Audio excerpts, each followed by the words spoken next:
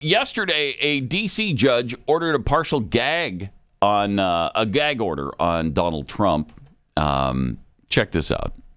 Minutes ago, Judge Tanya Chutkan announced from the bench that she will impose a partial gag order on former President Donald Trump. Specifically, she will prohibit all parties in the case, including Mr. Trump, from making or reposting any statements publicly targeting the special counsel, his staff, the judge's staff, or court personnel, and also will prohibit statements about potential witnesses and the subject of their testimony. So, for example, Mr. Trump will be able to criticize former Vice President Mike Pence, who, after all, he's running for president against in the Republican primary, but he won't be able to talk about Mr. Pence's potential testimony in this election case, in which, of course, Mr. Pence is a key witness. And this came after a 2-hour hearing, Andrea, that really put on stark display the clash here between the First Amendment and Donald Trump's ability to speak as he's running for president, and a judge's interest in keeping an orderly courtroom, preventing witnesses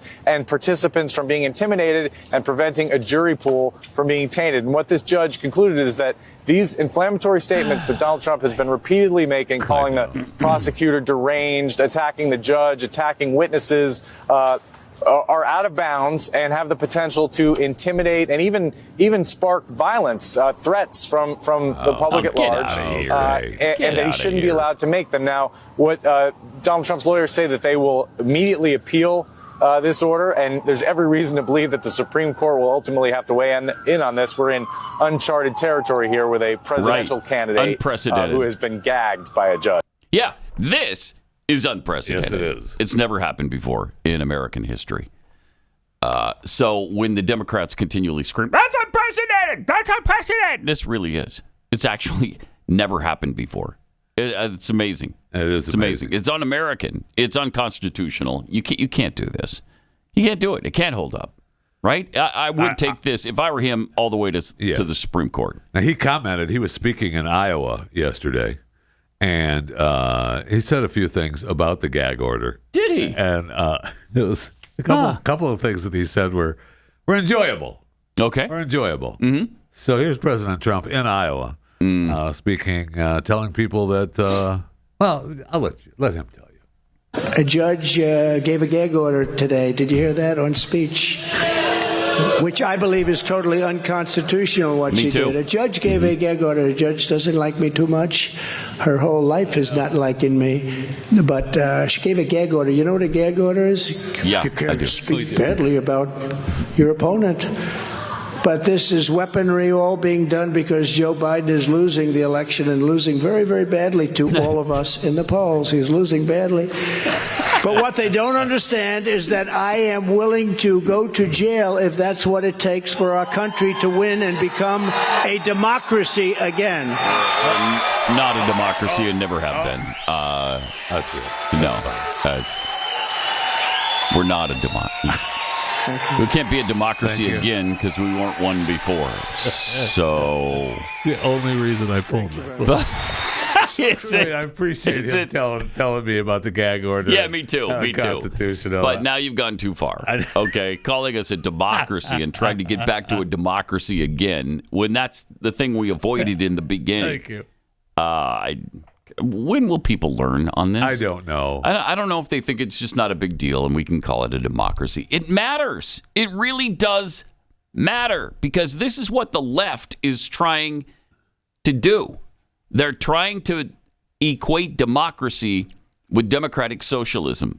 They're getting you used to the word democracy so they can also fit in the socialism part, and you'll think, yeah, this is fine. That's fine. I mean, that's what working. That's what Vladimir Lenin did in the beginning because he was afraid the Russian people wouldn't accept communism. So what did he do? He called it democratic socialism. That was his thing. Well, they're doing the same. These democratic socialists in the Democrat Party are doing the exact same thing now, and Republicans are falling in line with it. Stop it. We're not a democracy. There's a reason for resisting that term. We're not one. Democracies end. They've never lasted 200 years. Never. Never in the history of the world has a democracy lasted more than 200 years. They fail because people, once they realize that they can vote themselves money, they don't stop doing that, and your system collapses. Huh. I mean, they're trying to make us into a democracy. They're doing They a sure really are. good job Yes, of it. they are. Yes, they Agonizing. are. He had more to say in Iowa. Yes, he did. If you want to continue with Is this the death around the world thing? yes, and also he spoke about the attacks in Israel. But yes, we can start with cut 16. 16.